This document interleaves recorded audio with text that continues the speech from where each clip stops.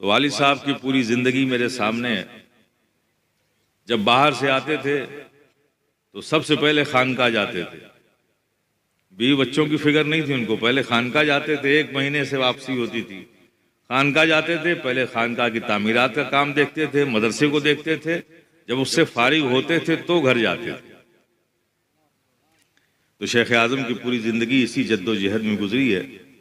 और जाहिर है कि जब अल्लाह के दीन के लिए, अल्लाह की रज़ा के लिए, राह मौला में, रज़ाए मौला के लिए कोई ज़िंदगी गुजारता है तो फिर अल्लाह पाक उसके दर्जात में बुलंदी अता फरमाता है।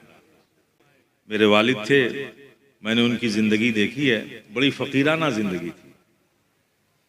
कोई लालच नहीं, दुनिया की हाजत नहीं, दुनिया से रग़बत नहीं, बिल्कुल एक फ़कीराना ज़िंदगी। अगर कुछ फ़िक्र थी तो बस दीन और सुन्नियत की फ़िक्र थी।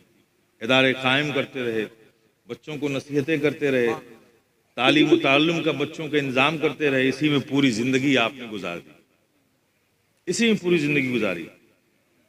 सूफ़ी मीज़ानुर रहमान साहब बांग्लादेश के हैं।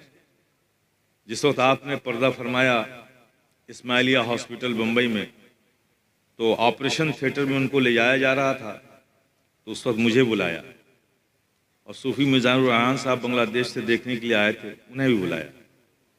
और ज़िगर वीरानी साहब एक मुंबई के थे, वो भी थे।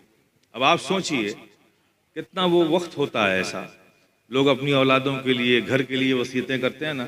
शेख आज़म क्या फरमा रहे हैं कि सूफ़ी साहब वो मदरसा अभी मुकम्मल नहीं हुआ है, अगर मैं ज़िंदा रहा तो इंशाअल्लाह मैं करूँगा, अगर मैं नहीं रहूँगा तो ये महमूद मियाँ ये करेंगे, आप लोग इनका साथ दीजिएगा। ये उनके वो आखिरी जुमले थे जो हमने सुने।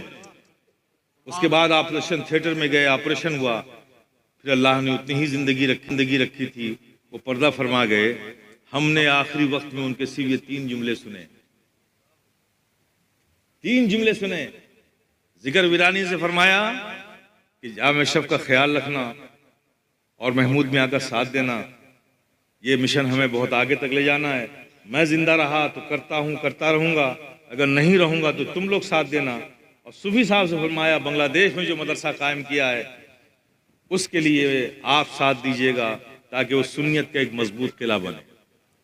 ये हमारे वालिद की ज़िंदगी थी कि उस आखिरी वक्त में न उन्हें बीवी का ख्याल, न बच्चों का ख्याल, न उनके मुस्तकबिल का ख्याल। अगर ख्याल है तो सिर्फ दीन सुन्नियत का ख्याल है, दीन की अशात का ख्याल है। मैंने ये देखा है और मैंने ये महसूस किया है।